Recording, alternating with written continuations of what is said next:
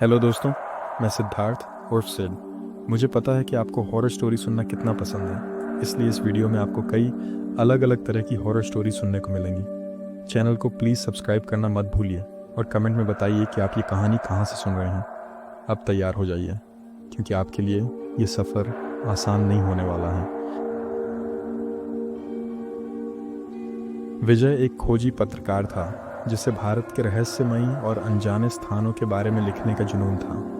वह अक्सर ऐसी जगहों की खोज में निकल जाता जिनके बारे में बहुत कम जानकारी उपलब्ध थी। एक दिन उसे एक पुराने दस्तावेज में कर्णपुर नामक गांव का जिक्र मिला। ये दस्तावेज लगभग 100 साल पुराना था और इसमें लिखा था कि यह गांव एक अनोखे वार्षिक उत्सव के लिए प्रसिद्ध था जो सिर्फ एक रात के लिए मनाया जाता था। लेकिन अजीब बात यह थी कि आधुनिक नक्शों में इस गांव का कोई नामो निशान नहीं था। क्या यह गांव अब भी अस्तित्व में है? विजय ने सोचा। उसने पुरानी कहानियों और स्थानीय निवासियों से पूछताछ की, लेकिन कोई भी इस गांव के बारे में कुछ नहीं जानता था। ऐसा गांव कभी था ही नहीं। लेकिन विजय मानने को तैयार नहीं था। उसने तय किया कि वह इस गांव को खोज कर रहेगा।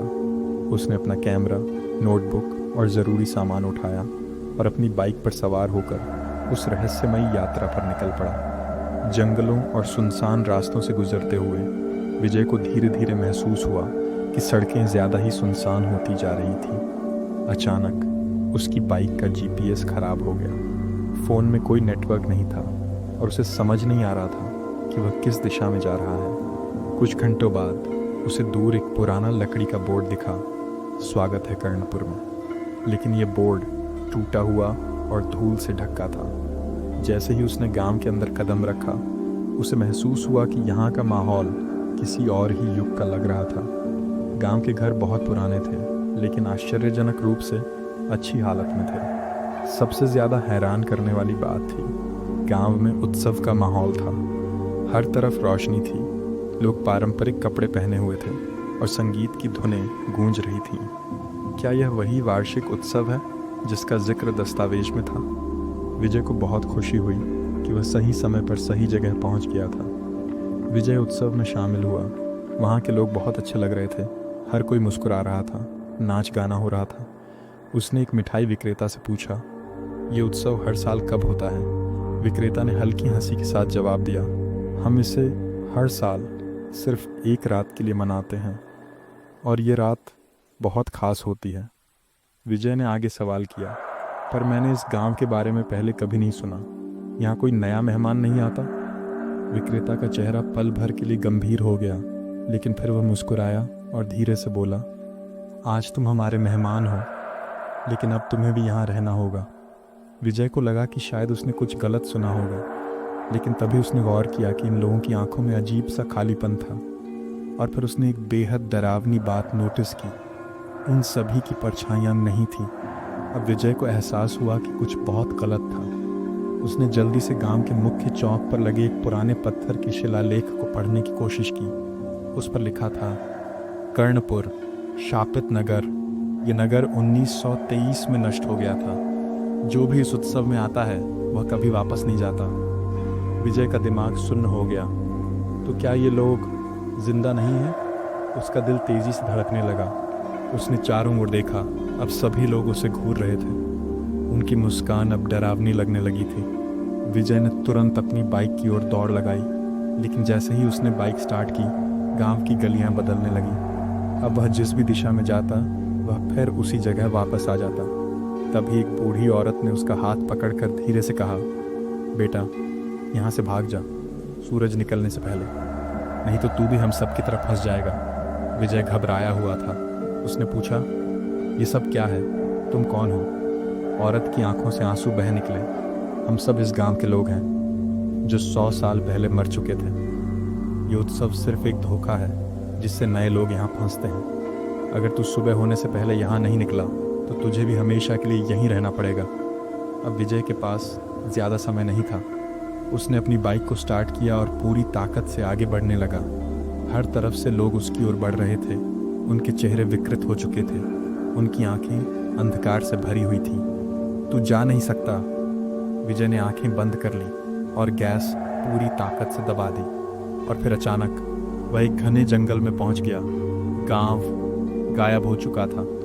विजय सड़क पर हाँफता हुआ गिर पड़ा। तभी एक ट्रक ड्राइवर रुका और बोला, तू यहाँ क्या कर रहा है भाई? ये इलाका बहुत खतरनाक है। विजय ने धीरे से कहा, मैं कर्णपुर से आया हूँ। ट्रक ड्राइवर के चेहरे पर डर आ गया।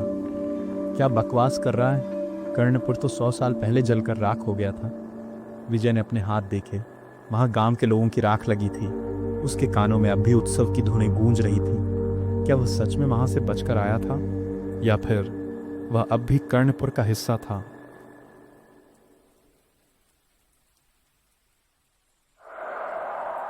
चलिए अब बढ़ते हैं अपनी अगली कहानी की ओर। रिद्धिमा एक 21 साल की कॉलेज स्टूडेंट थी जिसे सोशल मीडिया पर एक्टिव रहना बहुत पसंद था। इंस्टाग्राम उसका सबसे पसंदीदा ऐप था जहां वह रोज़ नई नई तस्वीरें और स्टोरीज डालती थी। लेकिन उसे नहीं पता था कि यह मासूम सा दिखने वाला ऐप उसे एक ऐसे खौफनाक सफ़र पर ले जाएगा जिससे वह कभी बाहर नहीं निकल पाएगी। एक दिन जब वह अपने कॉलेज के बाद कॉफ़ी शॉप में बैठी थी, तब उसे इंस्टाग्राम पर एक अनजान अकाउंट का फॉलो रिक्वेस्ट आया। अकाउंट का नाम था आई कैन सी यू और प्रोफाइल पिक्चर पर एक अंधेरे कमरे की धुंधली तस्वीर लगी थी। रिद्धिमा ने अकाउंट चेक किया, लेकिन उसमें कोई पोस्ट नहीं थी। उसके कुछ ही फॉलोअर्स थे और वह सिर्फ कुछ ही लोगों को फॉलो कर रहा था। उसे लगा कि यह कोई स्पैम अकाउंट होगा, लेकिन फिर भी उत्सुकता में उसने रिक्वेस्ट स्वीकार कर ली। रात को जब वह अपने बिस्तर पर थी तो उसके फ़ोन पर इंस्टाग्राम नोटिफिकेशन आया। It I can see you ने एक फ़ोटो पोस्ट किया। उसने जब वह पोस्ट खोली तो उसके रोंगटे खड़े हो गए। तस्वीर में वही कॉफ़ी शॉप थी जहां वह आज शाम बैठी थी, लेकिन सबसे डरावनी बात यह थी कि तस्वीर में वह खुद बैठी थी और कैमरा ठीक उसके पीछे से लिया गया था। ये कौन हो सकता है? रिद्धिमा ने घबरा कर सोचा। उसने कमेंट किया, तुम कौन हो?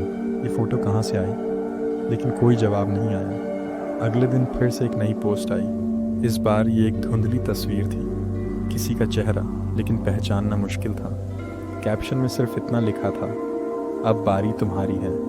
रिद्धिमा के पूरे शरीर में एक ठंडक दौड़ गई। उसने तुरंत उस अकाउंट को ब्लॉक कर दिया, लेकिन जैसे ही उसने अपना इंस्टाग्राम रीओपन किया, वह अकाउंट अभी भी उसे फॉलो कर रहा था। वह रात भर सो नहीं पाई। अजीब आवाज़ें, घर की दीवारों पर पड़ती परछाइयाँ और इंस्टाग्राम पर आती अजीब अजीब पोस्ट्स ने उसे बेचैन कर दिया। तीसरे दिन उसके दोस्त राहुल ने उसे बताया कि उसने it I can see you की नई पोस्ट देखी है। रिद्धिमा ने जब वह पोस्ट देखी तो उसकी चीख निकल गई। ये उसकी ही तस्वीर थी, लेकिन यह कोई आम तस्वीर नहीं थी। ये तस्वीर बिल्कुल वैसी थी जैसी लोग मरने के बाद दिखते हैं। उसकी आंखें बंद थीं, चेहरे पर सफ़ेदी थी और उसके सिर के पीछे खून था। कैप्शन में लिखा था, अगली पोस्ट। 24 घंटे बाद रिद्धिमा बुरी तरह घबरा गई थी। उसने पुलिस को सूचना दी, लेकिन पुलिस ने इसे महज एक प्रैंक समझकर टाल दिया। उसने अपना इंस्टाग्राम डिलीट करने की कोशिश की, लेकिन जैसे ही उसने ऐप खोला, एक नई नोटिफिकेशन आई, तैयार हो जाओ, आधी रात करीब है। आधी रात होते ही लाइट अचानक बंद हो गई। कमरे में अंधेरा छा गया। मोबाइल स्क्रीन पर अचानक इंस्टाग्राम लाइव स्ट्रीम शुरू हो गया। स्क्रीन पर एक परछाई थी और धीरे धीरे वह परछाई उसकी ही शक्ल में बदलने लगी। डर के मारे रिद्धिमा ने दरवाज़ा खोलने की कोशिश की, लेकिन वह जैसे किसी अनदेखी ताकत से जाम हो गया था। उसने चीखने की कोशिश की, लेकिन उसकी आवाज़ भी जैसे कहीं गुम हो गई थी। तभी मोबाइल स्क्रीन पर कुछ लिखा हुआ आया, भागने की कोशिश मत करो, अब देर हो चुकी है। रिद्धिमा ने हिम्मत जुटाकर खिड़की से बाहर कूदने की सोची, लेकिन जैसे ही उसने खिड़की के पास कदम बढ़ाया, कमरे में रखी शीशे में उसकी परछाई हिलने लगी, लेकिन रिद्धिमा खुद हिली ही नहीं थी। उसकी परछाई मुस्कुराने लगी। धीरे धीरे उसके चेहरे से खून टपकने लगा। सुबह होते ही उसके दोस्त राहुल और नेहा उसके घर पहुंचे। दरवाज़ा अंदर से बंद था, लेकिन जब उन्होंने धक्का दिया तो दरवाज़ा खुद खुल गया। अंदर का दृश्य देखकर वे सन्न रह गए। रिद्धिमा बेहोश पड़ी थी, लेकिन जिंदा थी। उसने धीरे धीरे आंखें खोली और कांपते हुए बोली, क्या वो चला गया? राहुल और नेहा ने एक दूसरे की ओर देखा। कमरे में घना सन्नाटा था। फ़ोन स्क्रीन अब काली हो चुकी थी, जैसे कुछ हुआ ही ना हो। कुछ दिनों बाद जब रिद्धिमा ने अपने इंस्टाग्राम अकाउंट को दोबारा एक्टिव किया तो ए कैन सी यू नाम का कोई अकाउंट नहीं मिला। सब कुछ नॉर्मल लगने लगा। लेकिन एक दिन जब उसने अपनी पुरानी फ़ोटोज़ स्क्रॉल करनी शुरू की तो एक फ़ोटो में एक धुंधली आकृति उसके पीछे खड़ी थी। वही आकृति जो उसने उस रात लाइव स्ट्रीम में देखी थी।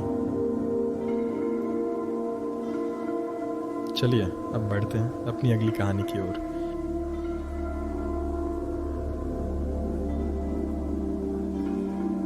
बहुत समय पहले की बात है, जब छोटे कस्बों में बड़े बड़े रहस्य दफन होते थे।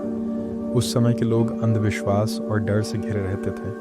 उन्हीं दिनों एक कस्बे के किनारे एक पुराना सुनसान घर खड़ा था जो सालों से वीरान पड़ा था। कोई नहीं जानता था कि वहाँ कौन रहता था या क्यों वह घर खाली पड़ा था, लेकिन हर कोई जानता था कि वहाँ कुछ असामान्य था। कस्बे के ही एक युवक अर्जुन को रहस्यमयी चीज़ों में बहुत रुचि थी। वह पुरानी एंटीक चीज़ें इकट्ठा करने का शौकीन था। एक दिन बाजार में घूमते हुए उसकी नज़र एक अजीब सा दिखने वाले शीशे पर पड़ी। शीशे का फ्रेम लकड़ी का था जिस पर बारीक नक्काशी थी, लेकिन सबसे अजीब बात यह थी कि वह शीशा किसी भी कोण से देखने पर हल्की सी चमक छोड़ता था, जैसे उसमें कोई हलचल हो। वहाँ बैठे बूढ़े दुकानदार ने अर्जुन को चेतावनी दी, ये सिर्फ एक शीशा नहीं है, इसमें कुछ छुपा है, इसे मत लेना। अर्जुन को यह बात बस एक घड़ी हुई कहानी लगी और उसने शीशे को खरीद लिया।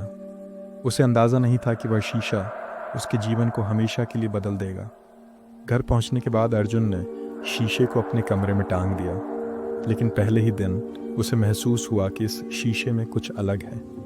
जब उसने इसमें देखा तो उसे हल्का सा भ्रम हुआ कि उसका प्रतिबिंब थोड़ी देर के लिए रुका हुआ था, जैसे उसकी हरकतों को दोहराने में उसे समय लग रहा हो। कुछ दिनों बाद अर्जुन को महसूस होने लगा कि वह शीशे में कुछ परछाइयाँ देख सकता है जो उसकी अपनी परछाई से अलग थी। कभी कभी जब वह शीशे में देखता तो उसे लगता कि उसके पीछे कोई खड़ा है, लेकिन जब वह मुड़कर देखता तो वहाँ कुछ भी नहीं होता। एक रात अर्जुन की नींद अचानक खुल गई। उसे लगा जैसे कोई उसके कमरे में मौजूद था। अंधेरे में उसकी नज़र शीशे पर गई और उसने देखा कि उसका अक्स मुस्कुरा रहा था, जबकि वह खुद पूरी तरह गंभीर था। अर्जुन ने शीशे के बारे में जानने की कोशिश की। उसने कस्बे के पुराने लोगों से इस शीशे की जानकारी प्राप्त करनी चाहिए, लेकिन हर कोई इस विषय पर बात करने से कतराता था। आखिरकार कस्बे के सबसे बुजुर्ग व्यक्ति रामलाल ने उसे बुलाकर कहा, ये शीशा उस घर से आया है जो सालों से वीरान पड़ा है। कहते हैं वहाँ कभी एक तांत्रिक रहा करता था। वह इस शीशे का उपयोग तंत्र मंत्र के लिए करता था। जब गांव वालों को उसके काले जादू की खबर लगी तो उन्होंने उसे मार डाला, लेकिन मरने से पहले उसने ये श्राप दिया कि जो कोई भी इस शीशे को अपनाएगा वह उसकी जगह ले लेगा। अर्जुन का दिमाग सन्न रह गया। उसे समझ नहीं आ रहा था कि वह इस शीशे से कैसे छुटकारा पाए। उस रात अर्जुन ने शीशे को हटा देने का फैसला किया। उसने उसे दीवार से निकालने की कोशिश की, लेकिन शीशा अपनी जगह से हिल भी नहीं रहा था। उसने हथौड़े से उसे तोड़ने का प्रयास किया, लेकिन जैसे ही उसने वार किया, शीशे से एक भयानक चीख सुनाई दी। अर्जुन ने भयभीत होकर हथौड़ा गिरा दिया। अचानक शीशे से एक धुंधली आकृति बाहर निकलने लगी। अर्जुन की आंखें फटी की फटी रह गईं। वह आकृति धीरे धीरे स्पष्ट हो रही थी। वह अर्जुन का ही अक्स था, लेकिन उसकी आंखें गहरी, काली और डरावनी थी। अर्जुन ने कमरे से भागने की कोशिश की, लेकिन दरवाज़ा अपने आप बंद हो गया। शीशे में उसका प्रतिबिंब अब बाहर निकल चुका था और उसकी जगह ले रहा था। अर्जुन को लगा जैसे वह खुद शीशे के अंदर खींचता जा रहा है। अगली सुबह अर्जुन का दोस्त रोहित उसके घर आया। उसने अर्जुन को बहुत बुलाया, लेकिन कोई जवाब नहीं आया। तभी उसकी नज़र शीशे पर पड़ी। शीशे में अर्जुन का चेहरा था, लेकिन उसका हाव भाव बिल्कुल अलग था। रोहित को एहसास नहीं हुआ कि वह अर्जुन नहीं बल्कि कुछ और था। शीशे के भीतर कैद असली अर्जुन मदद के लिए चीख रहा था, लेकिन उसे बाहर से कोई सुन नहीं सकता था। लेकिन फिर अचानक शीशे में हलचल हुई। अर्जुन की असली आत्मा किसी तरह खुद को मुक्त करने के लिए संघर्ष कर रही थी। कमरे में बिजली की चमक गूंज उठी और शीशे में कैद आत्मा की चीखों से पूरा कमरा हिलने लगा। रोहित ने डरते डरते शीशे की ओर देखा और उसे लगा कि शीशे में कुछ बदल रहा है। अर्जुन का असली रूप धीरे धीरे उभरने लगा और नकली आत्मा धीरे धीरे गायब होने लगी। अचानक शीशा झोर की आवाज़ के साथ फूट गया। रोहित ने देखा कि अर्जुन ज़मीन पर गिरा हुआ था। लेकिन उसकी आंखों में अब वह अजीब चमक नहीं थी। वह हाँफते हुए उठ खड़ा हुआ। क्या हुआ था? रोहित ने घबराकर पूछा। अर्जुन ने धीरे धीरे कहा, मुझे नहीं पता, लेकिन ऐसा लग रहा है जैसे मैंने कोई बुरा सपना देखा हो। शीशे के टुकड़े ज़मीन पर बिखरे हुए थे, लेकिन अब उनमें कोई अजीब प्रतिबिंब नहीं था। अर्जुन और रोहित ने राहत की सांस ली, लेकिन जैसे ही वे कमरे से बाहर निकले, रोहित ने दरवाजे के पास पड़े एक टुकड़े में कुछ अजीब देखा। उसमें अर्जुन की आंखें अब भी चमक रही थीं। क्या वास्तव में सब कुछ खत्म हो गया था, या वह शीशा अभी भी अपने खेल में लगा था?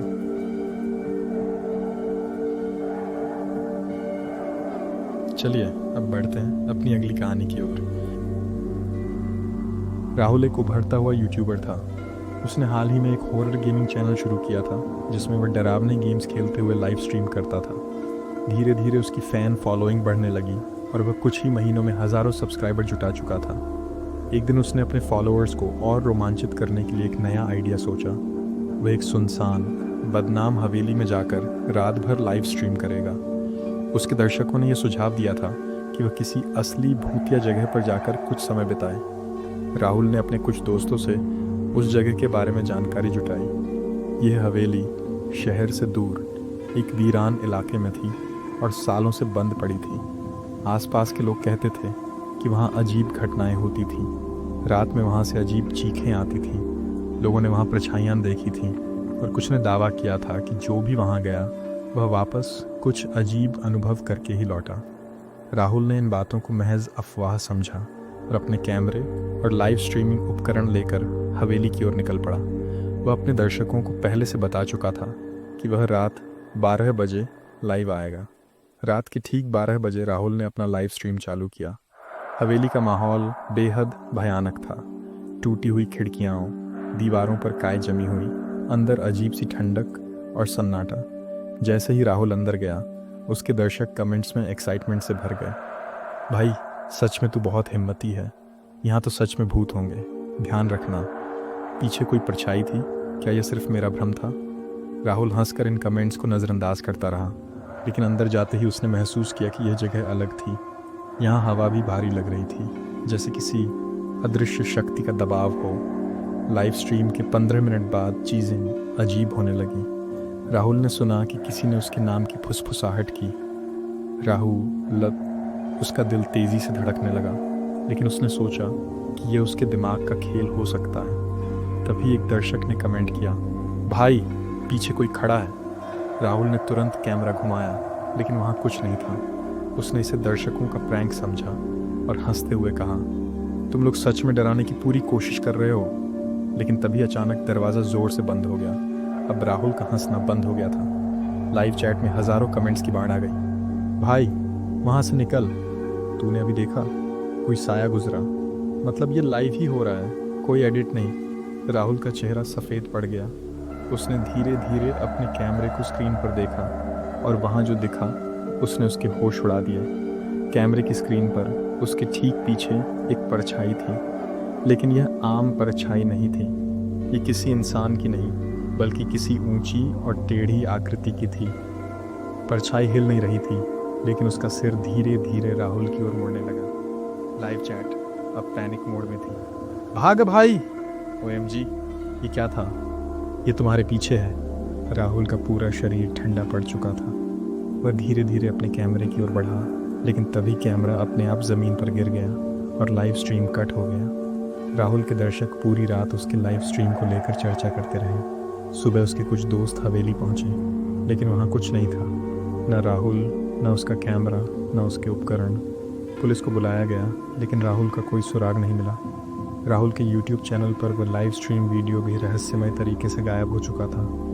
कुछ दिनों बाद राहुल के चैनल पर एक नया वीडियो अपलोड हुआ। किसी को नहीं पता कि ये कैसे हुआ।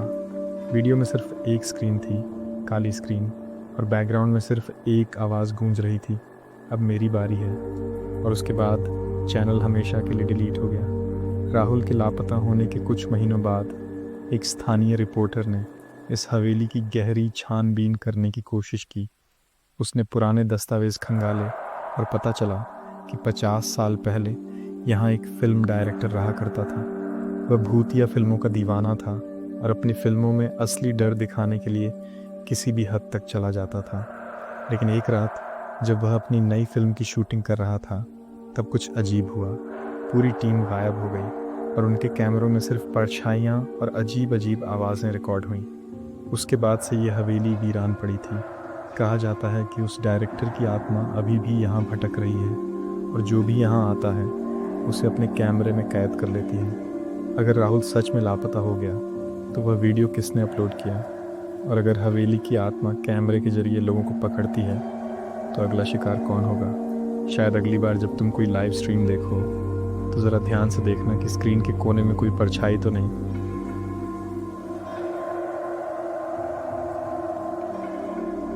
चलिए अब बढ़ते हैं अपनी अगली कहानी की ओर।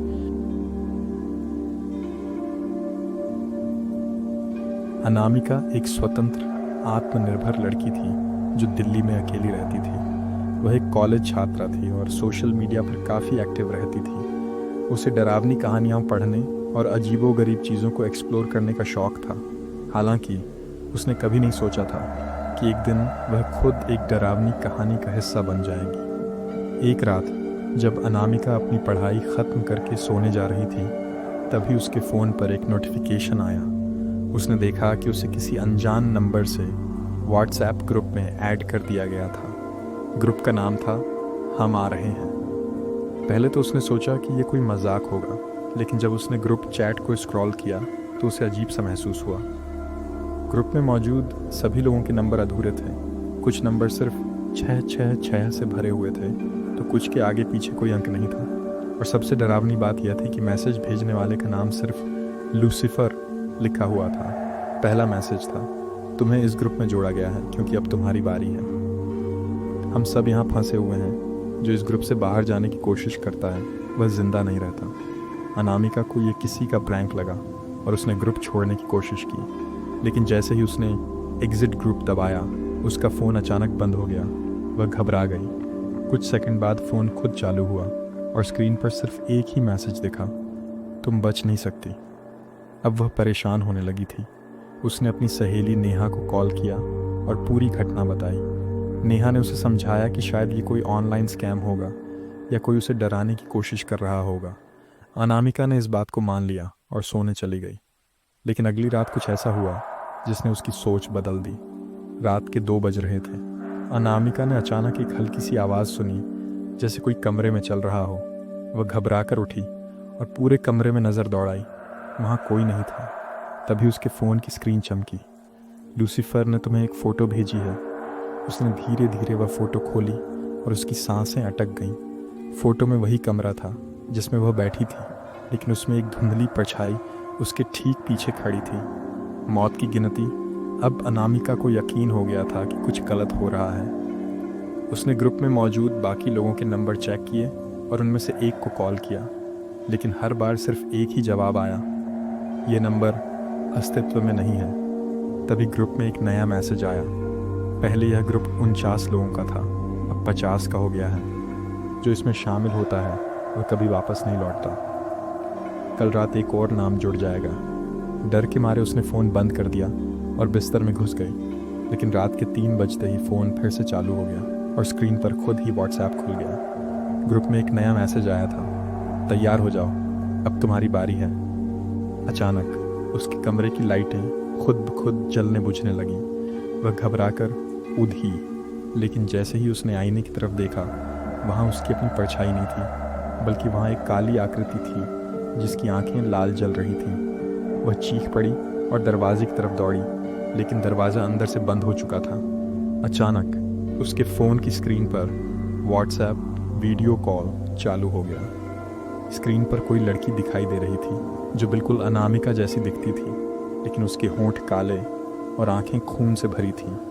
लड़की ने हल्की आवाज़ में कहा, अब तुम इस ग्रुप का हिस्सा हो, तुम भी वैसी ही बन जाओगी जैसी मैं हूँ। अनामिका ने घबराकर फ़ोन फेंक दिया, लेकिन स्क्रीन पर अब भी वही चेहरा चमक रहा था। अगले दिन जब नेहा उसके अपार्टमेंट पर आई तो दरवाज़ा अंदर से खुला था। उसने कई बार आवाज़ लगाई, लेकिन कोई जवाब नहीं मिला। जब वह अंदर गई तो देखा कि अनामिका ज़मीन पर बेहोश पड़ी थी और उसके चारों तरफ अजीबोगरीब आकृतियाँ दीवारों पर खरोंचों की तरह उकेरी हुई थी। नेहा ने उसे उठाया और अस्पताल ले गई। जब अनामिका को होश आया तो वह कांप रही थी और लगातार एक ही बात बड़बड़ा रही थी, वे मुझे ले जाना चाहते थे, वे मुझे देख सकते हैं। डॉक्टरों ने बताया कि वह मानसिक आघात में थी और उसे गहरा सदमा लगा था। उसने कभी किसी से यह नहीं बताया कि उस रात उसके साथ क्या हुआ, लेकिन एक बात तय थी, उसने व्हाट्सएप से हमेशा के लिए नाता तोड़ लिया था। आज भी अगर आप हम आ रहे हैं नाम का कोई ग्रुप देखें तो उसमें शामिल होने की भूल मत कीजिए।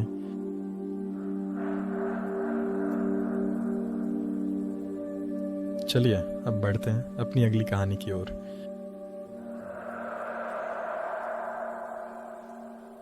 एक छोटे से शहर में जहां हर कोई एक दूसरे को जानता था, एक घर था जो हमेशा खामोश रहता था। उस घर से कभी कभी अजीब आवाज़ें आती थीं जो रात के अंधेरे में और भी डरावनी लगती थीं। लोग उस घर के बारे में बातें करते थे, लेकिन कोई भी उसके पास जाने की हिम्मत नहीं करता था। एक पत्रकार रोहन, जो हमेशा सच्चाई की तलाश में रहता था, ने इस घर की सच्चाई जानने का फैसला किया। वह अपने कैमरे और रिकॉर्डर के साथ उस घर की ओर चल दिया। रोहन को उम्मीद थी कि वह वहाँ कुछ ऐसा खोजेगा जो उसे एक बड़ी खबर बनाने में मदद करेगा। रोहन ने घर के बाहर एक छोटा सा कैंप लगाया और रात भर वहाँ रहने का फैसला किया। जैसे ही रात गहराई, अजीब आवाज़ें सुनाई देने लगीं, कभी दरवाजे की खटखटाहट, कभी खिड़कियों का खुलना और कभी किसी के चलने की आवाज़। रोहन ने अपने रिकॉर्डर को चालू कर दिया और उन आवाज़ों को रिकॉर्ड करना शुरू कर दिया। रात के करीब 2 बजे रोहन ने एक अजीब सी आवाज़ सुनी। वह आवाज़ एक बच्चे की रोने की आवाज़ जैसी थी, लेकिन वह इतनी दुखद और डरावनी थी कि रोहन का दिल धड़कने लगा। उसने सोचा कि शायद यह कोई प्रेतात्मा है, लेकिन वह अपने आप को समझाने की कोशिश कर रहा था कि यह कुछ और हो सकता है। अगली रात रोहन ने फिर से उस घर के बाहर कैंप लगाया। इस बार उसने अपने साथ एक अतिरिक्त कैमरा और एक थर्मल स्कैनर ले लिया, जिससे वह घर के अंदर की गतिविधियों को देख सके। जैसे ही रात शुरू हुई, अजीब आवाज़ें फिर से शुरू हो गईं। इस बार रोहन ने थर्मल स्कैनर का उपयोग करके घर के अंदर देखा तो उसने एक अजीब सी आकृति देखी। वह आकृति एक व्यक्ति जैसी थी, लेकिन उसका तापमान सामान्य से बहुत कम था। रोहन को अब ये समझ आ रहा था कि यह घर वास्तव में कुछ अजीब है। उसने सोचा कि शायद ये कोई प्रेतात्मा है, लेकिन वह अभी भी इसके पीछे की सच्चाई जानना चाहता था। तीसरी रात रोहन ने घर के अंदर जाने का फैसला किया।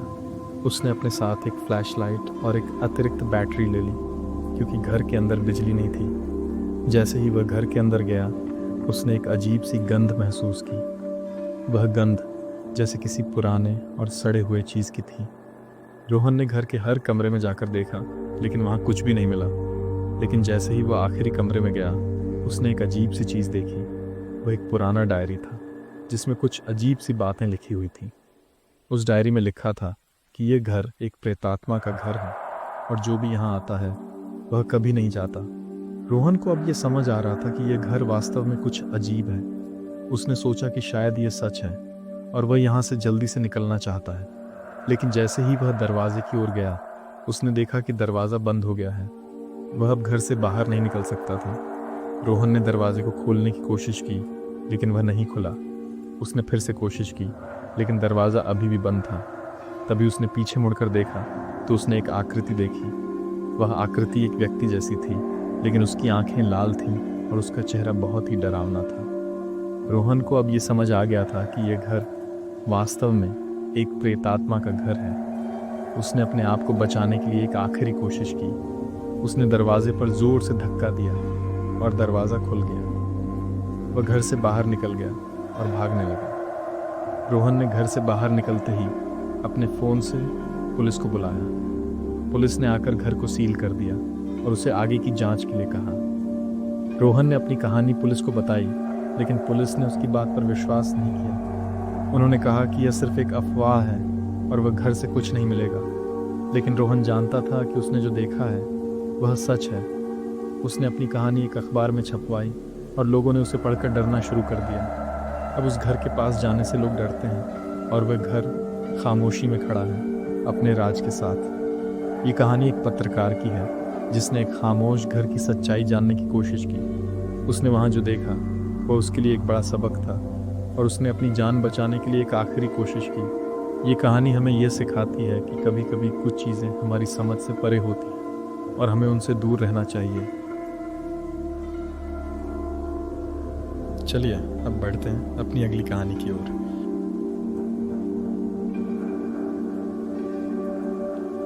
रात के घने अंधेरे में जब पूरा शहर नींद की आगोश में था, रोहित अपने दोस्तों के साथ एक साहसिक यात्रा पर निकला। उसे हमेशा से रहस्यमयी और डरावनी जगहों में जाने का शौक था। इस बार उसने अपने दोस्तों के साथ एक पुराने बदनाम कब्रिस्तान में जाने का फैसला किया था, जिसके बारे में कहा जाता था कि वहाँ कई आत्माएं भटकती हैं। ये कब्रिस्तान शहर के बाहरी इलाके में घने पेड़ों और झाड़ियों के बीच स्थित था। वहाँ जाने से पहले रोहित के एक दोस्त ने कहा, क्या तुम्हें सच में वहाँ जाना चाहिए? लोग कहते हैं कि वहाँ जाने के बाद अजीब चीज़ें होने लगती हैं। रोहित हंसकर बोला, डरने की ज़रूरत नहीं है, ये सब सिर्फ कहानियाँ हैं। लेकिन वह नहीं जानता था कि यह यात्रा उसकी ज़िंदगी हमेशा के लिए बदल देगी। जैसे ही वे कब्रिस्तान में पहुँचे, एक अजीब ठंडक महसूस होने लगी। हवा एकदम शांत थी, लेकिन फिर भी पेड़ अपने आप हिल रहे थे।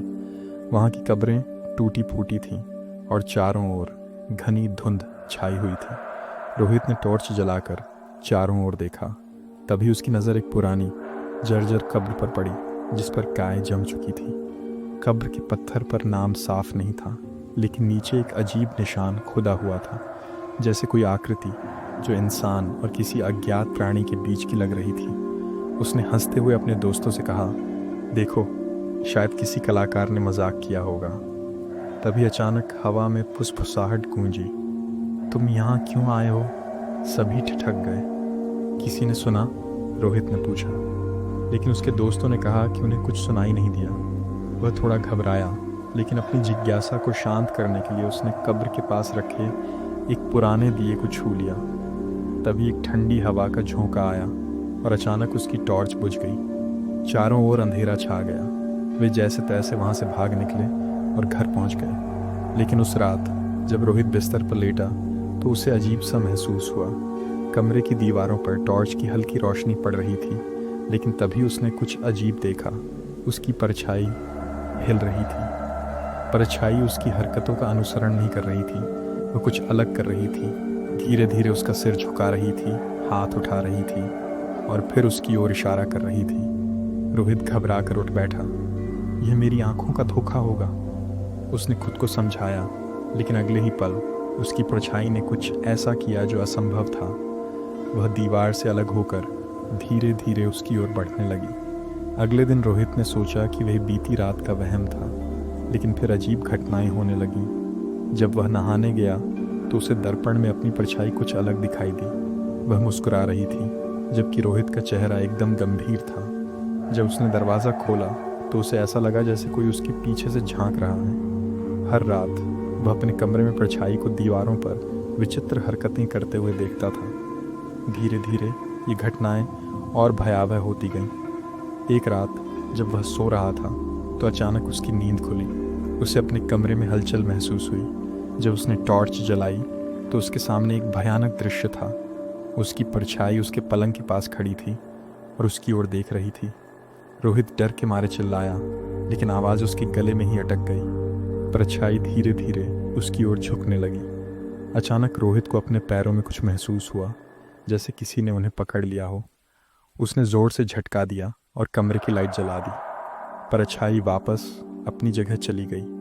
अब उसे समझ में आने लगा था कि कुछ गलत हो रहा है। रोहित ने इंटरनेट पर परछाई आत्माएं और कब्रिस्तान में हुई रहस्यमयी घटनाएं खोजनी शुरू की। उसे पता चला कि जिस कब्र को उसने छुआ था वह एक आत्मा की थी, जिसे कई साल पहले तांत्रिक क्रियाओं से बंद किया गया था। लेकिन जब उसने उस दिए को छुआ तो वह आत्मा मुक्त हो गई। अब वह परछाई बनकर उसका पीछा कर रही थी। रोहित ने फैसला किया कि उसे फिर से उस कब्रिस्तान जाना होगा और उस आत्मा को वापस बांधना होगा। वह अपने दोस्तों को लेकर फिर से उसी जगह पहुंचा। इस बार उसने एक पंडित को भी साथ लिया, जिसने वहां हवन और पूजा करने की सलाह दी। जैसे ही मंत्रोच्चार शुरू हुआ, रोहित की परछाई दीवार से अलग होकर जमीन पर उतर आई। अब वह पूरी तरह से एक काली आकृति में बदल चुकी थी, जिसकी लाल आंखें चमक रही थी। आकृति जोर से चिल्लाई, तुमने मुझे आजाद किया था, अब तुम ही मेरा हिस्सा बनोगे। रोहित को ऐसा लगा जैसे उसकी आत्मा शरीर से खींची जा रही हो। पंडित ने मंत्रों का जाप तेज कर दिया और कब्र पर दोबारा पवित्र जल छिड़का। अचानक तेज आंधी चली और वह साया एक भयानक चीख के साथ वापस कब्र में समा गया। रोहित ने राहत की सांस ली। अब वह घर लौट आया, लेकिन कुछ बदल चुका था। हर रात सोने से पहले वह अब भी अपनी परछाई को ध्यान से देखता था, क्योंकि कभी कभी उसे ऐसा लगता था कि वह फिर से हिल रही है। रोहित को लगा कि वह आत्मा हमेशा के लिए चली गई है, लेकिन उसकी बेचैनी कम नहीं हुई। हर रात सोने से पहले वह अपनी परछाई को ध्यान से देखता था और उसे हमेशा यह एहसास होता था कि वह वैसी नहीं है जैसी पहले हुआ करती थी।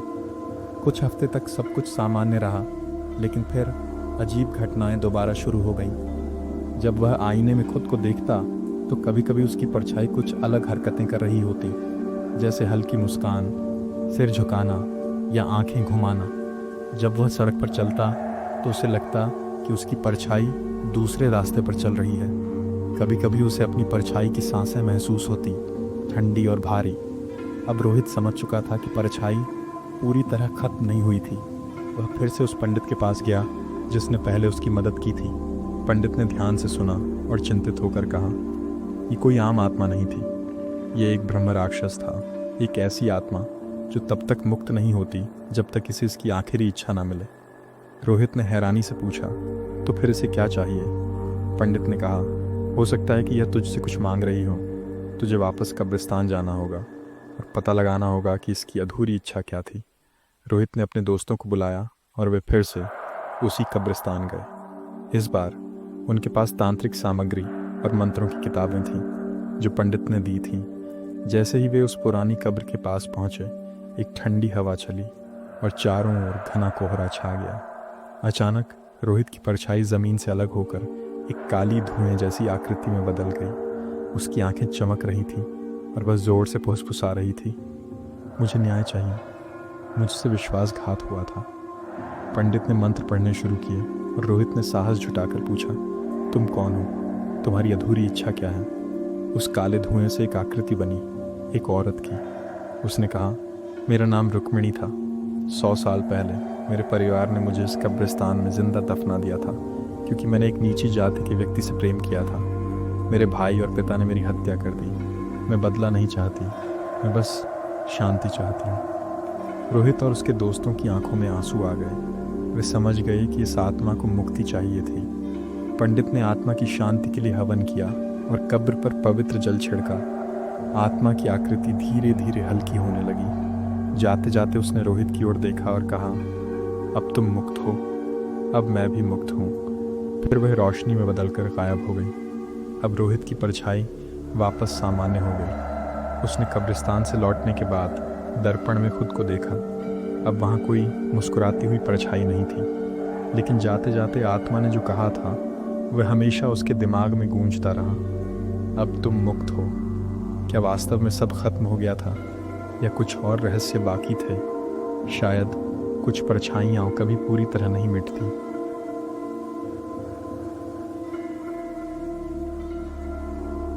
चलिए अब बढ़ते हैं अपनी अगली कहानी की ओर।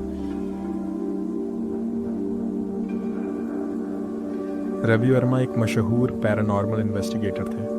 उन्होंने कई भूतिया जगहों की जांच की थी, लेकिन इस बार उन्हें जो मामला मिला वह अब तक के सबसे डरावने मामलों में से एक था। रात के करीब 11 बजे जब रवि अपने अगले केस पर रिसर्च कर रहे थे, तब उनके फ़ोन पर एक अनजान नंबर से कॉल आया। हेलो। दूसरी तरफ से कोई जवाब नहीं आया। कुछ सेकंड की चुप्पी के बाद फ़ोन से एक धीमी फुसफुसाहट सुनाई दी, रवि हमारी मदद करो। रवि चौंक गए। उन्होंने फिर से पूछा, कौन हो तुम? लेकिन कोई जवाब नहीं आया। फ़ोन कट गया। रवि ने तुरंत उस नंबर को ट्रैक करने की कोशिश की, लेकिन ये कोई भी रजिस्टर्ड नंबर नहीं था। यह अजीब है, उन्होंने सोचा। जल्द ही पता चला कि यह कॉल शांति नगर गांव की पुरानी हवेली से जुड़ी हुई थी। गांव के लोगों का मानना था कि वहाँ कुछ अलौकिक ताकतें बसती थीं। उस हवेली के बारे में कई भयानक कहानियाँ प्रचलित थीं। वहाँ रहने वाला परिवार रहस्यमय तरीके से गायब हो गया था। जो भी हवेली के अंदर गया वह या तो पागल हो गया या कभी वापस नहीं आया। वहाँ से रात में अजीब रोने और चीखने की आवाज़ें आती थीं। रवि को इस केस में गहरी दिलचस्पी हुई। अगर कोई वहाँ से मदद के लिए पुकार रहा है तो मैं इसे नज़रअंदाज नहीं कर सकता, उन्होंने सोचा। अगली ही रात रवि ने अपना कैमरा, रिकॉर्डर और अन्य उपकरण पैक किए और हवेली की ओर निकल पड़े। रात के 12:30 पर रवि हवेली के गेट पर पहुंचे। हवेली बहुत पुरानी और खंडहर जैसी थी। जगह जगह दीवारें टूटी हुई थीं, पेड़ों की जड़ें दीवारों से निकल आई थीं और हवेली के ऊपर कौवे मंडरा रहे थे। रवि ने गेट को धक्का दिया। दरवाज़ा अपने आप खुल गया। रवि ने सावधानी से अंदर कदम रखा और अपनी रिकॉर्डिंग शुरू की। क्या यहाँ कोई आत्मा मौजूद है? कुछ देर तक कोई आवाज़ नहीं आई। हवेली के अंदर एक अजीब सा सन्नाटा पसरा हुआ था। फिर अचानक, रवि, तुम आ गए। रवि का दिल एकदम से तेज़ी से धड़कने लगा। उन्होंने तुरंत कैमरा उस दिशा में घुमाया, लेकिन वहाँ कुछ नहीं था। रवि ने अपने रिकॉर्डर को चालू रखा और आगे बढ़ते गए। रात के 2 बजे उन्होंने एक पुराना लकड़ी का दरवाज़ा देखा। वह दरवाज़ा अपने आप हल्के हल्के हिल रहा था, जैसे कि कोई उसे अंदर से खोलने की कोशिश कर रहा हो। रवि ने गहरी सांस ली और धीरे से दरवाज़ा खोला। अंदर एक पुरानी स्टडी टेबल थी, जिस पर धूल की मोटी परत जमी थी। टेबल पर एक पुराना टेप रिकॉर्डर रखा था। रवि ने रिकॉर्डर को चालू किया। रिकॉर्डर से एक औरत की घबराई हुई आवाज़ आई।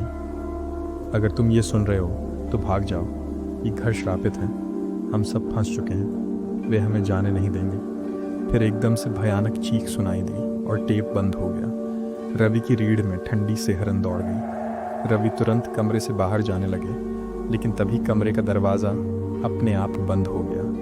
उन्होंने दरवाज़ा खोलने की कोशिश की, लेकिन वह हिला तक नहीं। तभी उन्हें महसूस हुआ कि कोई उनके पीछे खड़ा है। उन्होंने धीरे धीरे मुड़कर देखा। एक काली परछाई उनके ठीक सामने खड़ी थी। परछाई के अंदर 2 जलती हुई लाल आंखें चमक रही थीं। परछाई ने धीरे से कहा, तुम यहाँ से जिंदा नहीं जा सकते। रवि ने घबराकर अपनी गंगाजल की बोतल निकाली और परछाई पर छिड़का। एक जोरदार चीख गूंजी और परछाई गायब हो गई। तभी दरवाज़ा खुल गया। रवि बिना रुके हवेली से बाहर भागे। अगले दिन रवि ने अपने रिकॉर्डर की रिकॉर्डिंग चेक की। रिकॉर्डिंग में एक डरावनी आवाज़ गूंज रही थी, तुम बच नहीं सकते, मैं तुम्हारे साथ हूँ। रवि के हाथ कांप गए। फिर उन्होंने महसूस किया कि कमरे का तापमान अचानक गिरने लगा।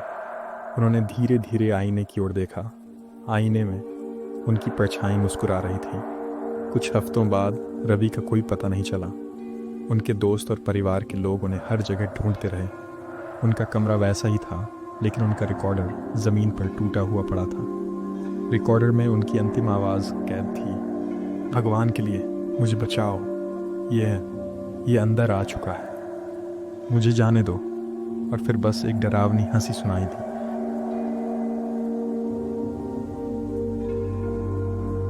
चलिए अब बढ़ते हैं अपनी अगली कहानी की ओर। शहर के बाहरी इलाके में एक पुरानी और सुनसान फैक्ट्री थी, जहाँ कभी खिलौने बनाए जाते थे। खासकर यहाँ एक समय में दुनिया की सबसे खूबसूरत और अनोखी गुड़ियाँ बनती थीं। लेकिन दशकों पहले फैक्ट्री अचानक बंद हो गई। वहाँ काम करने वाले कर्मचारी गायब हो गए थे और किसी को उनकी कोई खबर नहीं मिली। समय के साथ इस फैक्ट्री की कहानियाँ रहस्यमयी और डरावनी बन गईं। लोगों का कहना था कि रात में वहाँ से अजीब अजीब आवाज़ें आती हैं, कभी किसी के फुसफुसाने की तो कभी किसी के हंसने की। सबसे अजीब बात यह थी कि वहाँ छोड़ी गई गुड़ियाँ अब भी पूरी हालत में थीं, मानो वे अब भी किसी के खेलने के इंतज़ार में हों। 5 दोस्त अजय, राहुल, नेहा, काव्या और समीर अक्सर डरावनी जगहों को एक्सप्लोर करने का शौक़ रखते थे। वे भूतिया मकानों, पुरानी इमारतों और सुनसान जंगलों में जाना पसंद करते थे। जब उन्हें इस फैक्ट्री के बारे में पता चला तो वे और भी ज़्यादा उत्साहित हो गए। राहुल ने कहा, अगर ये फैक्ट्री सच में इतनी डरावनी है तो हमें ज़रूर जाना चाहिए। काव्या ने झिझकते हुए कहा, लेकिन वहाँ जाने वाले कई लोग कभी वापस नहीं आए। अजय हंसते हुए बोला, यही तो रोमांचक है, हमें इसका सच पता लगाना चाहिए। आखिरकार उन्होंने फैसला कर लिया कि वे आधी रात को फैक्ट्री के अंदर जाकर रहस्य सुलझाएंगे। रात के 12 बजे 5 दोस्त अपनी टॉर्च और कैमरे लेकर फैक्ट्री की ओर बढ़े। फैक्ट्री चारों तरफ से जंग लगे लोहे के गेट से घिरी थी, लेकिन किसी ने उसे पहले ही तोड़ रखा था। वे आसानी से अंदर घुस गए। जैसे ही वे भीतर पहुंचे, ठंडी हवा का एक झोंका आया।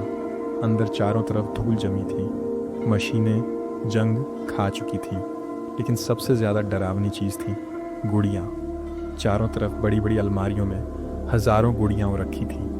कुछ के चेहरे मुस्कान लिए हुए थे, कुछ डरावनी आंखों से घूर रही थी और कुछ ऐसी थी मानो रो रही हों। समीर ने एक गुड़िया उठाई और मजाक में बोला, हेलो, क्या तुम हमसे बात करोगी? उसके मजाक उड़ाते ही एक धीमी पर अजीब सी हंसी हवा में गूंज उठी। ये किसने किया? नेहा ने डर कर पूछा। शायद हवा की वजह से आवाज़ आई हो, अजय ने कहा, लेकिन उसके चेहरे पर भी हल्का डर था। तभी एक और गुड़िया अपने आप गिर पड़ी। राहुल ने अपनी टॉर्च से चारों तरफ रोशनी डाली। तभी सबके कानों में एक अजीब फुसफुसाहट गूंजने लगी। तुम यहाँ क्यों आए हो?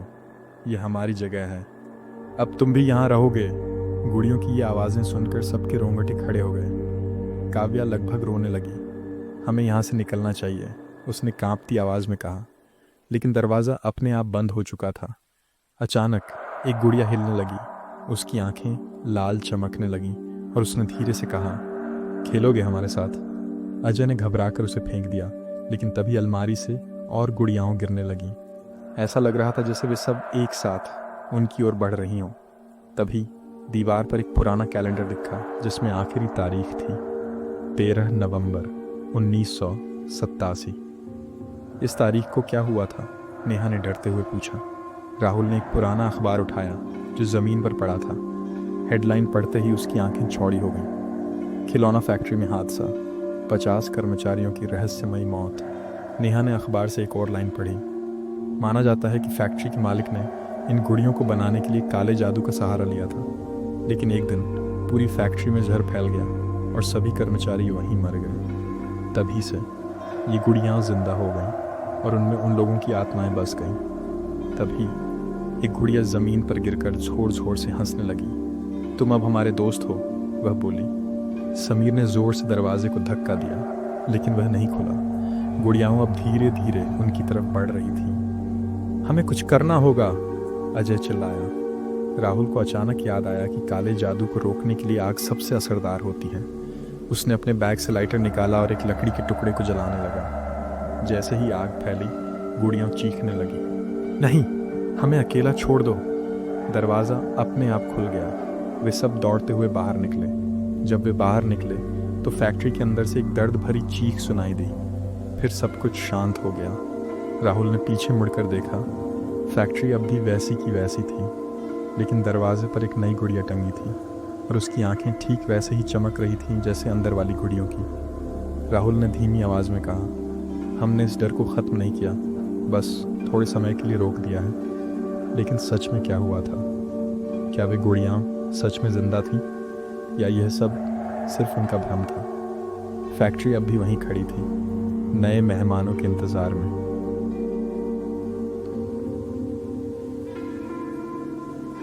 चलिए अब बढ़ते हैं अपनी अगली कहानी की ओर।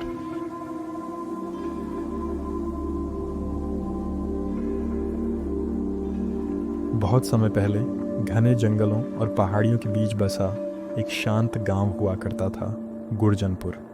ये गांव अपनी हरियाली, संस्कृति और समृद्ध जल स्रोतों के लिए प्रसिद्ध था। लेकिन इस समृद्ध के बीच गांव के बाहर एक कुआं था, जिसे कोई भी छूने की हिम्मत नहीं करता था। ये कुआं वर्षों से वीरान पड़ा था और लोग इसे मनहूस कुआं कहकर पुकारते थे। बुजुर्गों का कहना था कि यह कुआं श्रापित था। कहते थे जो भी इसका पानी पीता वह कुछ ही दिनों में गायब हो जाता, कभी न लौटने के लिए। इस डरावनी सच्चाई ने गांव वालों को इसे हमेशा के लिए बंद करने पर मजबूर कर दिया। किसी ने उस कुएं के आसपास कांटेदार झाड़ियां उगा दी, तो किसी ने वहां पूजा पाठ कराकर इसे हमेशा के लिए छोड़ दिया। गांव के सबसे बुजुर्ग आदमी बाबा रघुनाथ अक्सर इस कुएं की कहानी सुनाया करते थे। उनका कहना था कि ये कुआं कभी अभिशापित नहीं था। बहुत साल पहले ये गांव का सबसे मीठा पानी देने वाला कुआं था और पूरे गांव के लोग इसी से अपनी प्यास बुझाते थे।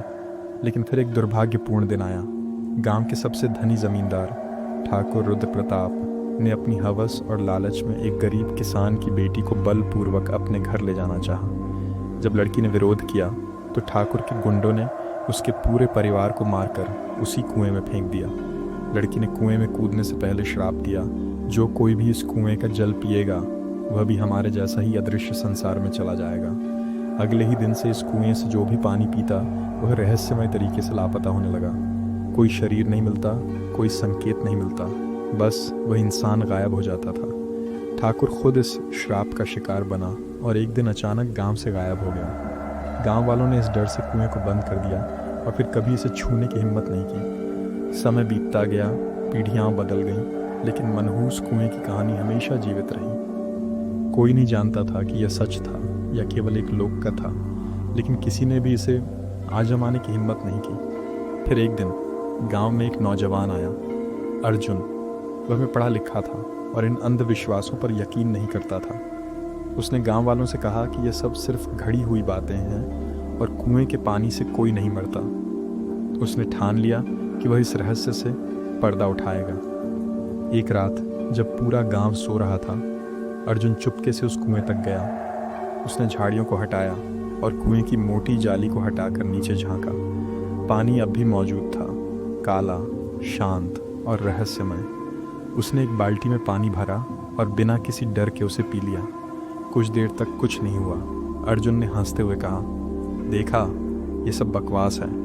लेकिन जैसे ही उसने गांव की ओर कदम बढ़ाया, उसे अजीब महसूस होने लगा। हवा में फुसफुसाहट थी, जैसे कोई उसके कानों में धीरे धीरे कुछ कह रहा हो। उसके चारों ओर परछाइयाँ सी घूमने लगी। अचानक उसने महसूस किया कि उसकी परछाई उससे अलग हो रही है। अगली सुबह गांव वालों ने देखा कि अर्जुन का घर खाली था। उसका कोई सामान इधर उधर नहीं था और उसकी चारपाई भी वैसी ही थी जैसे वह कभी सोने नहीं गया हो। बस एक चीज़ बदली थी। कुएं की जाली फिर से अपनी जगह रखी हुई थी, जैसे किसी ने उसे दोबारा बंद कर दिया हो। अर्जुन के गायब होने के बाद गांव वालों ने एक बड़ा हवन कराया और कुएं को हमेशा के लिए सीमेंट से बंद कर दिया। वर्षों बाद लोग उस कुएं की जगह को भूलने लगे। वहाँ अब एक विशाल पीपल का पेड़ उग आया था और गांव वाले अब उस जगह के पास भी नहीं जाते थे। आज गुरजनपुर फिर से खुशहाल है, लेकिन बुजुर्गों का कहना है कि कभी कभी रात में उस पीपल के नीचे किसी के फुसफुसाने की आवाज़ आती है। कोई नहीं जानता कि यह सच है या सिर्फ हवा का खेल, लेकिन जो कोई भी अर्जुन को जानता था वह कहता है कि अगर रात के अंधेरे में पीपल के नीचे ध्यान से सुनो तो एक आवाज़ आती है, मैं अब भी यहाँ हूँ।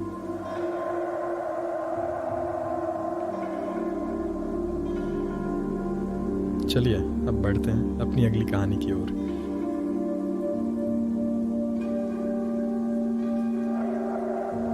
रात का समय था। घना कोहरा पूरे शहर को अपने आगोश में ले चुका था।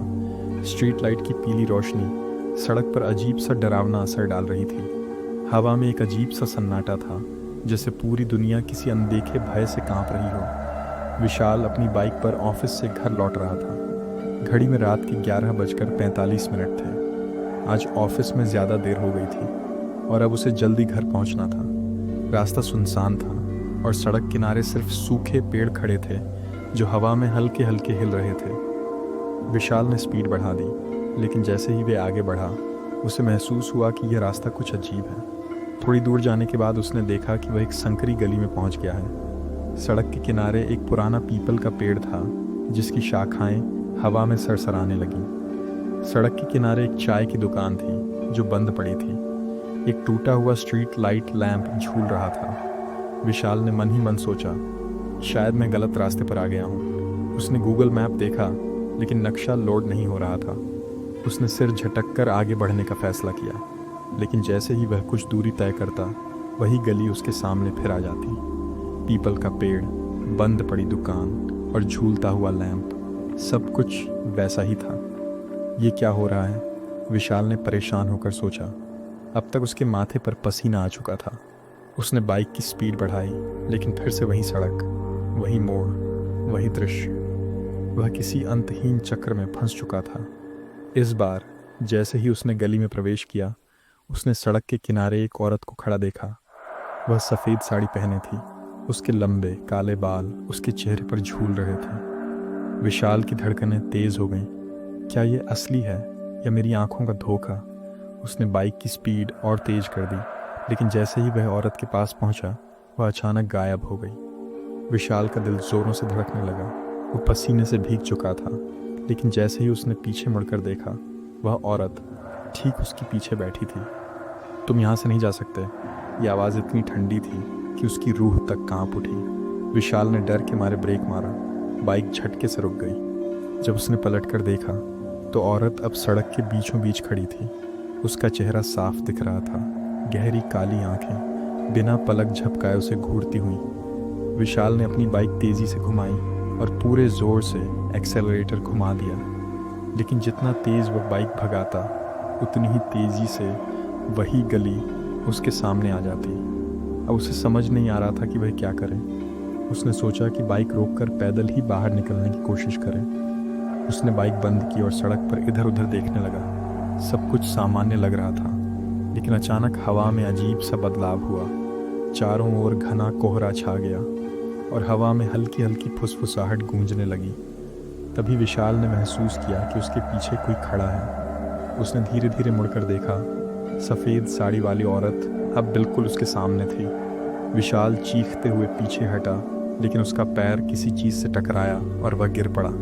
तभी अचानक एक ठंडी हवा चली और चारों ओर अजीब सी फुसफुसाहट होने लगी। ऐसा लग रहा था जैसे कई लोग धीमी आवाज़ में कुछ कह रहे हों। अचानक विशाल के दिमाग में एक धुंधली तस्वीर उभरी। सालों पहले इसी गली में एक महिला की रहस्यमय तरीके से मौत हो गई थी। लोगों का कहना था कि उसने अपने प्रेमी के इंतज़ार में पूरी रात इसी सड़क पर बिताई थी, लेकिन वह प्रेमी कभी नहीं आया। उसके बदले उसे कुछ बदमाशों ने घेर लिया और बेरहमी से मार डाला। उसके बाद से उसकी आत्मा इस सड़क पर भटक रही है और जो भी इस गली में आता है वह उसी चक्कर में फंस जाता है। विशाल को अब समझ आ चुका था कि वह किस मुसीबत में फंस चुका है। अब विशाल को सिर्फ एक ही रास्ता दिख रहा था, भागना। उसने बाइक उठाई और भगवान का नाम लेकर पूरी ताकत से एक्सेलरेटर घुमा दिया। इस बार जैसे ही उसने गली से बाहर निकलने की कोशिश की, हवा और तेज़ हो गई। पेड़ झूमने लगे और सड़क पर कुछ आकृतियां बनने लगीं। ऐसा लग रहा था कि कोई उसे रोकने की कोशिश कर रहा हो, लेकिन विशाल ने अपनी हिम्मत नहीं हारी। उसने आंखें बंद कीं और मन ही मन हनुमान चालीसा पढ़ने लगा। धीरे धीरे हवा शांत होने लगी, फुसफुसाहट बंद हो गई और जब उसने आंखें खोलीं तो वह हाईवे पर था।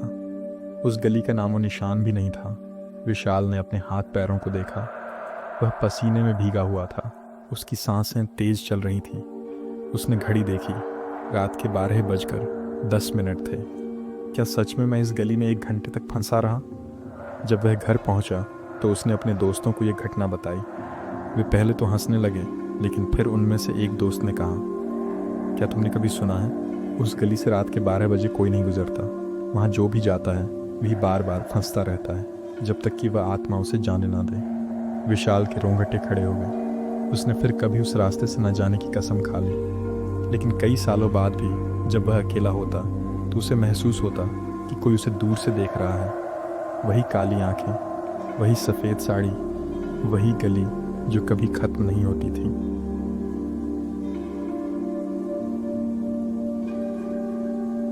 चलिए अब बढ़ते हैं अपनी अगली कहानी की ओर।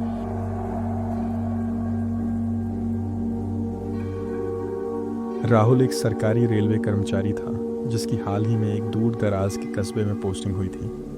ये कस्बा छोटा, शांत और घने जंगलों से घिरा हुआ था। यहाँ का रेलवे स्टेशन पुराना था और उसके पास ही रेलवे कर्मचारियों के लिए सरकारी क्वार्टर बने हुए थे। राहुल को भी एक ऐसा ही क्वार्टर दिया गया जो सालों से खाली पड़ा था। वह अपनी पत्नी नीलम और 10 साल के बेटे के साथ रहता था। आदित्य के साथ वहाँ रहने आया था। शुरुआत में सब सामान्य लग रहा था, लेकिन जब उसने पड़ोसियों से सुना कि ये घर पहले रहने वालों के साथ अजीब घटनाओं के कारण खाली हो गया था, तो उसके मन में हल्की बेचैनी हुई। पर राहुल तर्कवादी व्यक्ति था। उसने इसे अफवाह मानकर अनदेखा कर दिया। पहली रात जब राहुल अपने कमरे में आराम कर रहा था, तब अचानक ठीक 3 बजे दरवाजे पर दस्तक हुई। Talk talk talk. राहुल चौंक गया। इतनी रात को कौन हो सकता है? उसने धीरे धीरे दरवाज़ा खोला, लेकिन बाहर कोई नहीं था। उसने सोचा शायद कोई मजाक कर रहा है और वापस सो गया। लेकिन अगली रात फिर ठीक 3 बजे वही दस्तक हुई। अब की बार वह जल्दी से उठा और झटके से दरवाज़ा खोला, लेकिन फिर भी कोई नहीं था। ठंडी हवा का एक झोंका उसके चेहरे से टकराया और उसे लगा जैसे कोई उसके पीछे खड़ा हो। उसने तुरंत दरवाज़ा बंद कर लिया और बत्ती जला दी। अब ये रोज़ का सिलसिला बन गया था। हर रात ठीक 3 बजे वही दस्तक होती, कभी धीमी कभी तेज़। राहुल ने अगली रात मोबाइल कैमरा लगाकर दरवाजे की रिकॉर्डिंग करने की कोशिश की।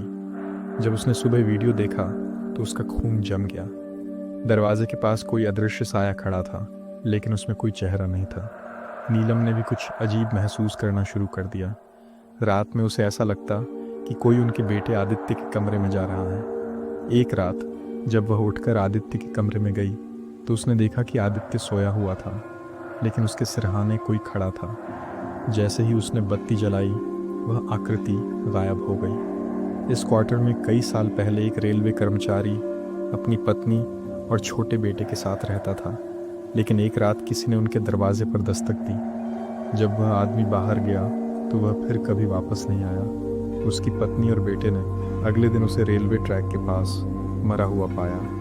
गांव वालों का कहना था कि यह आत्महत्या नहीं थी, बल्कि किसी अनदेखी शक्ति का काम था। तभी से यह घर श्रापित माना जाता था। राहुल ने अब यह तय कर लिया कि वह इस रहस्य को सुलझा कर रहेगा। अगली रात वह दरवाजे के पास ही बैठा रहा, कैमरा ऑन करके। जैसे ही घड़ी में 3 बजे दस्तक फिर से हुई। Talk talk talk. इस बार राहुल ने दरवाज़ा खोल दिया, लेकिन वहाँ कोई नहीं था। तभी पीछे से ठंडी हवा चली और कमरे की सारी बत्तियाँ बंद हो गईं। अब पूरा कमरा घनघोर अंधेरे में डूब गया था। तभी उसे लगा कि कोई उसके कान में फुसफुसा रहा है। क्यों आए हो यहाँ? नीलम और आदित्य भी अब जाग चुके थे। तभी आदित्य की आंखें एक कोने की ओर चली गईं और वह डर के मारे चीख पड़ा। राहुल ने तुरंत टॉर्च जलाई। अचानक उसे अपने सामने एक अधछला चेहरा दिखा, जिसकी आंखें काली गहराइयों जैसी थीं। उसने चीखकर दरवाज़ा बंद किया और रात भर जागता रहा।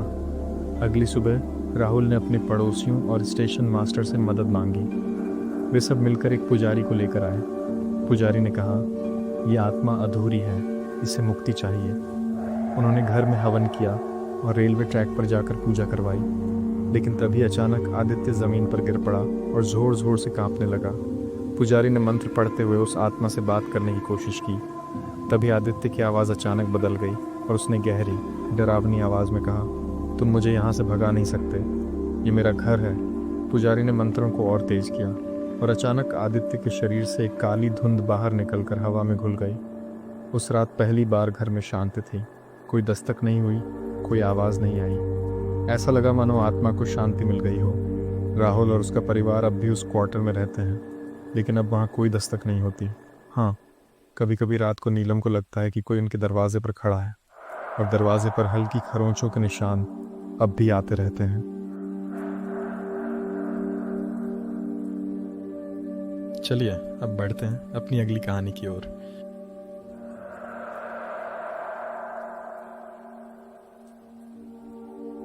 रात का समय था।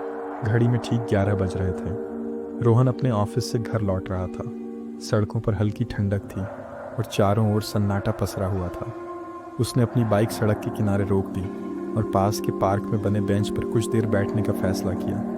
जैसे ही उसने इधर उधर देखा, उसकी नज़र सामने बैठे एक आदमी पर पड़ी। वह लंबा, पतला और सफ़ेद कपड़ों में था।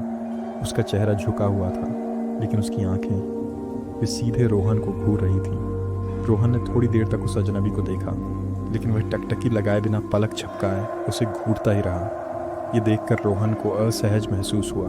उसने नज़रें फेर लीं, लेकिन जब कुछ पलों बाद दोबारा देखा तो आदमी अब भी वैसे ही घूर रहा था। कोई दिक्कत है?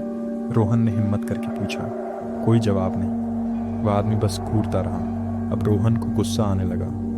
वह उठकर उसकी ओर बढ़ा, लेकिन जैसे ही वह 2 कदम आगे बढ़ा, आदमी गायब हो गया। हाँ, वह वहाँ नहीं था। रोहन ठिठक गया। वह पूरे पार्क में इधर उधर देखने लगा, लेकिन कोई निशान नहीं। क्या मैंने कोई भ्रम देखा था? वह खुद से बड़बड़ाया। थोड़ा अजीब महसूस करते हुए वह बाइक उठाकर घर की ओर निकल गया।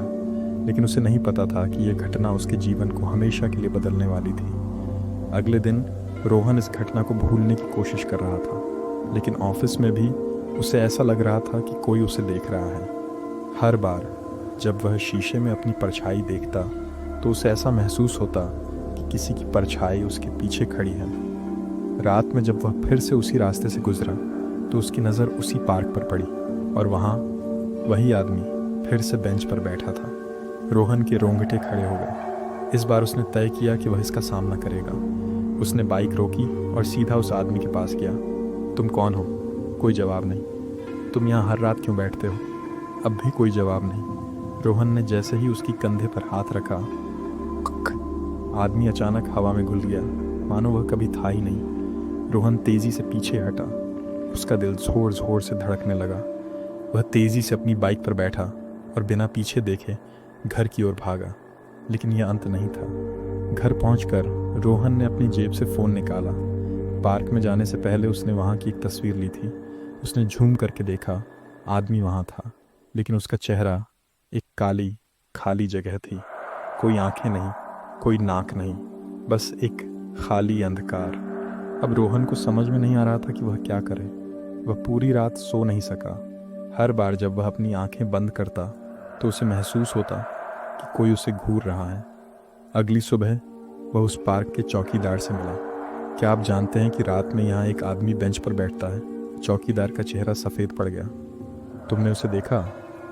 हाँ, लेकिन जैसे ही मैं उसके पास गया वह गायब हो गया। चौकीदार ने लंबी सांस ली और कहा, वह आदमी असली नहीं है। वह यहाँ कई सालों से है, लेकिन कोई नहीं जानता कि वह कौन था। बहुत साल पहले एक आदमी यहाँ इस बेंच पर मरा पाया गया था। किसी को नहीं पता कि वह कौन था या कहाँ से आया था, लेकिन तब से जो भी उसे देखता है वह खुद भी गायब हो जाता है। रोहन सिहर उठा। क्या मतलब गायब हो जाता है? चौकीदार ने धीमे स्वर में कहा, जिन लोगों ने उसे कई बार देखा है वे धीरे धीरे इस दुनिया से मिटने लगते हैं। पहले उनकी परछाई धुंधली होती है, फिर उनकी तस्वीरों में वे अदृश्य हो जाते हैं और फिर एक दिन वे भी उस बेंच पर बैठ जाते हैं, किसी और को घूरने के लिए। रोहन के दिमाग में एक डरावना ख्याल आया। उसने धीरे धीरे अपने हाथ को देखा। वह आधा पारदर्शी हो चुका था। रोहन अब जान चुका था कि वह मौत के करीब है। वह पार्क में वापस गया और उसी बेंच पर बैठ गया। अब उसे महसूस हो रहा था कि जैसे कोई और उसे घूर रहा है। उसने धीरे धीरे ऊपर देखा। अब एक और आदमी सामने खड़ा था। वह रोहन को घूर रहा था और फिर रोहन हमेशा के लिए गायब हो गया। रात के अंधेरे में पार्क की उसी बेंच पर अब कोई और बैठा था। वह अपनी खाली अंधेरी आंखों से सड़क पर चलते लोगों को घूर रहा था। अब अगला नंबर किसका था?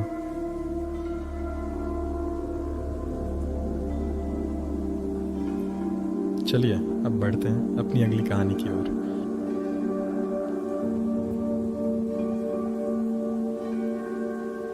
सोचिए, आप अपने बिस्तर पर सोने गए और जब आंखें खुली तो आप किसी और समय में थे। एक ऐसा समय जहां सब कुछ ठहरा हुआ था, जहां घड़ियां आगे नहीं बढ़ रही थी। एक ऐसी रात जो कभी ख़त्म नहीं होती। विकास के साथ कुछ ऐसा ही हुआ। विकास जो एक इतिहासकार था और प्राचीन रहस्यों की खोज में रुचि रखता था, का हाल ही में एक नए शहर में तबादला हुआ था। उसने नए शहर में एक पुराना लेकिन आरामदायक घर किराए पर लिया था। ये घर शहर के बाहरी इलाके में स्थित था, जहाँ की कहानियाँ रहस्यमयी और डरावनी थीं। पहली रात सब कुछ सामान्य था, लेकिन जब दूसरी रात उसकी आंखें खुलीं तो उसे कुछ अजीब महसूस हुआ। कमरे में घुप अंधेरा था और घड़ी की टिक टिक की आवाज़ पूरे घर में गूंज रही थी। उसने आलस्य से करवट ली और टेबल लैंप ऑन किया। उसकी नज़र घड़ी पर पड़ी। 12 बजे रात। विकास को थोड़ा अजीब लगा। उसे लगा शायद घड़ी की बैटरी खत्म हो गई होगी। वह उठा बाथरूम जाने के लिए, लेकिन जैसे ही उसने अपना फ़ोन उठाया उसकी स्क्रीन पर भी वही समय चमक रहा था। 12 बजे रात। विकास ठिठक गया। उसने कमरे की दीवार पर लगी बड़ी घड़ी देखी। उस पर भी सुइयां 12 बजे रात पर रुकी थी। ये क्या मजाक है, उसने खुद से बड़बड़ाया। वह किचन में गया और फ्रिज खोलकर पानी निकाला। फ्रिज की घड़ी पर भी वही समय था। वह घबराने लगा। अचानक लाइट झपकने लगी और घर में एक अजीब सी सरसराहट गूंज उठी। विकास घबराकर वापस अपने कमरे में आ गया। उसने टीवी ऑन किया, लेकिन चैनलों पर सिर्फ 12 बजे रात लिखा हुआ आ रहा था। फिर अचानक दरवाजे पर दस्तक हुई। Talk talk talk. उसका दिल जोरों से धड़कने लगा। इतनी रात को कौन आ सकता है? वह धीरे धीरे दरवाजे की ओर बढ़ा और हल्के से झांक कर देखा। कोई नहीं था। लेकिन जब वह मुड़ा तो उसकी रीढ़ में ठंडक दौड़ गई। कमरे के अंदर आईने में एक परछाई झलक रही थी। विकास ने घबराकर लाइट ऑन करने की कोशिश की, लेकिन बिजली चली गई। घुप अंधेरे में उसे अपने पीछे किसी के सांस लेने की आवाज़ सुनाई दी। उसने मुड़ने की हिम्मत जुटाई। कोई भी नहीं था। लेकिन तभी उसकी आंखों के सामने सब कुछ घूमने लगा। उसने घड़ी की ओर देखा। अब भी 12 बजे ही था। अचानक दरवाजे की घंटी बजी, इस बार ज़ोर ज़ोर से। डर के बावजूद उसने हिम्मत करके दरवाज़ा खोला। बाहर कोई नहीं था सिवाय एक पुराने पीले पड़े अखबार के।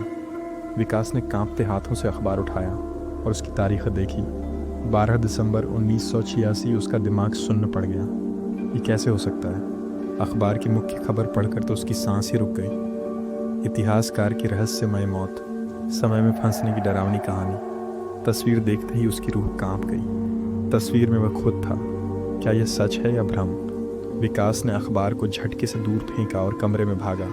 उसने फ़ोन उठाया, लेकिन अब स्क्रीन पर कुछ और ही लिखा था। तुम समय के जाल में फंस चुके हो। 12 बजे रात को। वह ज़ोर से चीखा, लेकिन उसकी आवाज़ कमरे में गूंज कर वापस लौट आई। फिर अचानक कमरे की हर घड़ी की सुइयाँ उल्टी दिशा में घूमने लगीं और एक काले साए ने उसे जकड़ लिया।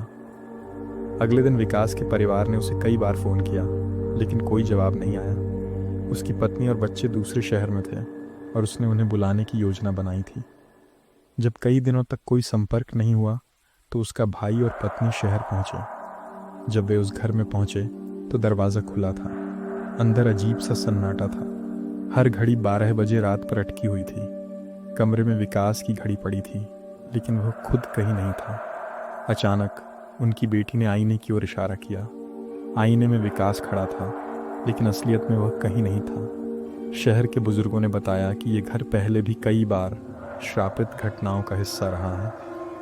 यहाँ पहले भी कई लोग रहस्यमयी रूप से गायब हो चुके थे।